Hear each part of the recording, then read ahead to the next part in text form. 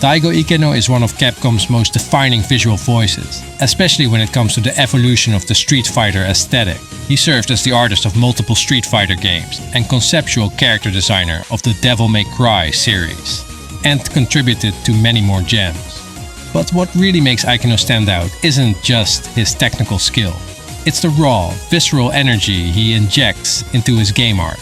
His work doesn't just look good, it hits. When we break down and analyze Daigo Ikeno's artworks, we can't easily pin down a single signature style in his work.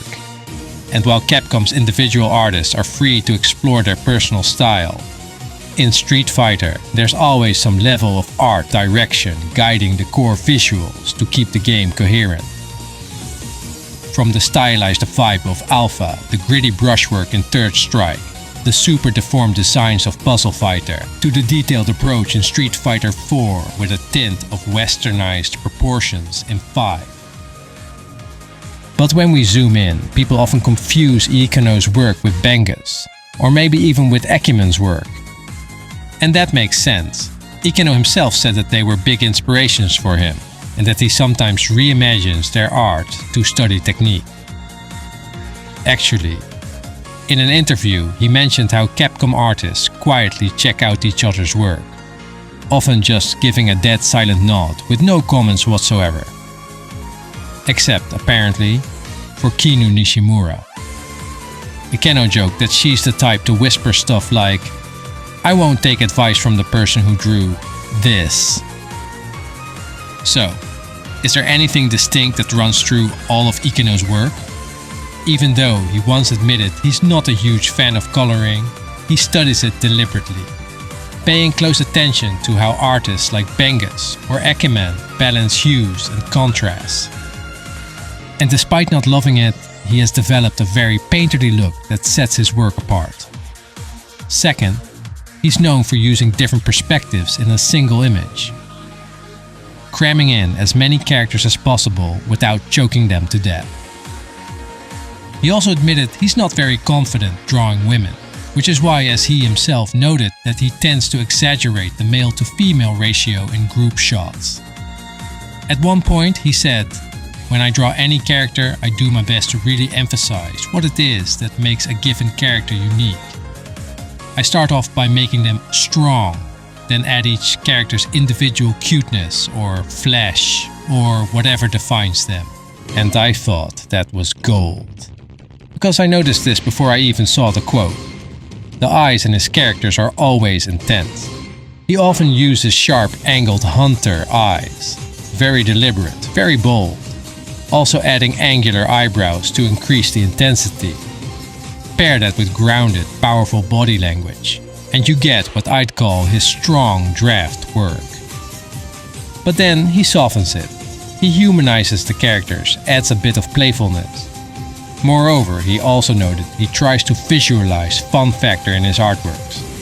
And it's true, his illustrations are filled with little comedy skits between characters. And to me, that's the mark of someone who knows exactly what they're doing. In this image, I think I focused too much on the small details, which resulted in a certain lack of motion in the overall composition. I don't really feel the fun atmosphere in this scene. Still, I think my style kind of suits what I consider to be Capcom's unique image. That's probably the only nice thing I can say about my work. Sure, like most pros, he's harsh on his own work, and it's true that he looks up to many professional artists, especially his peers Ekimen and Bengas. He joined Capcom after Street Fighter 2 and was under the strict supervision of Kinu Nishimura, but honestly, I think he can stand shoulder to shoulder with them. His line art expresses a rough style as seen in Third Strike, which are also used as the game's opening video, but he shows cleaner lines in Street Fighter 4. About that, him as being the art director for the latter, you'll notice it leans more Western in influence. That's because he worked with an outsourced team, and part of his job was translating his 2D vision into 3D models based on the Street Fighter 2 style. So he adjusted the base designs to better fit that pipeline.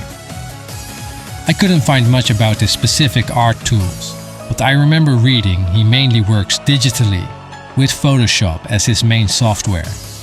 It saved him a lot of time. One area where I think he really shines though, his super deformed chibi designs. They're expressive, hilarious, and full of personality. Like I said before, he loves to joke around in his art, and it really shows here. And while he humanizes the character with expressive design, he said that in his mind, the cast suited up in costumes having fun and duking it out. This type of visual storytelling in his work reminds me like a mix between Bengis' boldness and Kinu Nishimura's elegance. So when he was asked about the designs of Ryu and Ken, from my point of view, they are complete and perfect as they are. I couldn't imagine adding something to this sublime blend of characteristics. On the surface, they may seem simple, lacking in distinguishing characteristics. But isn't this simplicity? Characters boil down to their bare essence, the very thing that lends them their uniqueness. I could only hope that I'd manage to design such simple perfection in my career. This is my ultimate goal as an artist. Of course, he worked on more than just the Street Fighter cast, such as Devil May Cry, Dragon's Dogma, Darkstalkers, Onimusha, and Battle Circuit. I have to take great care to actually keep myself restrained, so that I don't screw these characters up by allowing too much of my own personal taste into what I'm doing. That said, characters really give me a lot to work with, so I'm able to draw out new aspects of their personality and appeal that may not have been center stage until now. I'm working within limits, but the space I have to play around in is actually quite vast. I'm Light Novel Artist GP Phils, and revisiting Daigo Ikeno's work was a blast. His interviews are spot on, and I don't think he has to downplay himself at all compared to his peers. His art reminds me that sometimes the best art doesn't whisper, it roars.